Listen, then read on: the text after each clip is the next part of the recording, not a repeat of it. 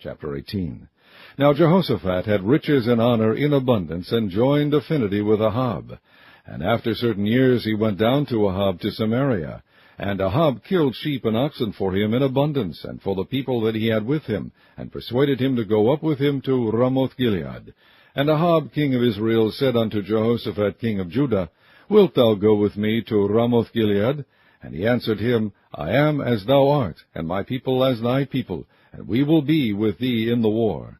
And Jehoshaphat said unto the king of Israel, Inquire, I pray thee, at the word of the Lord today.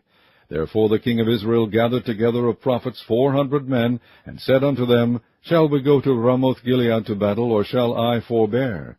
And they said, Go up, for God will deliver it unto the king's hand. But Jehoshaphat said, Is there not here a prophet of the Lord besides, that we might inquire of him? And the king of Israel said unto Jehoshaphat, There is yet one man by whom we may inquire of the Lord, but I hate him, for he never prophesied good unto me, but always evil. The same is Micaiah the son of Imlah. And Jehoshaphat said, Let not the king say so. And the king of Israel called for one of his officers, and said, Fetch quickly Micaiah the son of Imlah. And the king of Israel and Jehoshaphat king of Judah sat either of them on his throne, clothed in their robes.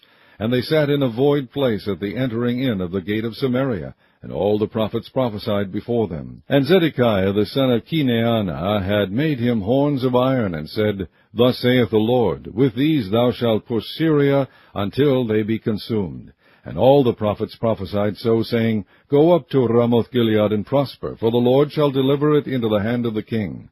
And the messenger that went to call Micaiah spake to him, saying, Behold, the words of the prophets declare good to the king with one assent. Let thy word therefore, I pray thee, be like one of theirs, and speak thou good. And Micaiah said, As the Lord liveth, even what my God saith, that will I speak. And when he was come to the king said unto him, Micaiah, shall we go to Ramoth-Gilead to battle, or shall I forbear? And he said, Go ye up and prosper, and they shall be delivered into your hand. And the king said to him, How many times shall I adjure thee that thou say nothing but the truth to me in the name of the Lord? Then he said, I did see all Israel scattered upon the mountains, as sheep that have no shepherd. And the Lord said, These have no master. Let them return therefore every man to his house in peace. And the king of Israel said to Jehoshaphat, Did I not tell thee that he would not prophesy good unto me, but evil? Again he said, Therefore hear the word of the Lord. I saw the Lord sitting upon his throne, and all the host of heaven standing on his right hand and on his left. And the Lord said, Who shall entice Ahab king of Israel, that he may go up and fall at Ramoth-Gilead? And one spake, saying after this manner, and another saying after that manner. Then there came out a spirit, and stood before the Lord, and said, I will entice him. And the Lord said unto him, Wherewith? And he said, I will go out and be a lying spirit in the mouth of all his prophets. And the Lord said, Thou shalt entice him, and thou shalt also prevail. Go out and do even so. Now therefore, behold, the Lord hath put a lying spirit in the mouth of these thy prophets, and the Lord hath spoken evil against thee. Then Zedekiah the son of Kenaanah came near, and smote Micaiah upon the cheek, and said, Which way went the Spirit of the Lord from me to speak unto thee? And Micaiah said, Behold, thou shalt see on that day, when thou shalt go into an inner chamber to hide thyself. Then the king of Israel said, Take ye Micaiah, and carry him back to Ammon the governor of the city, and to Joash the king's son, and say, Thus saith the king, Put this fellow in the prison, and feed him with bread of affliction, and with water of affliction, until I return in peace.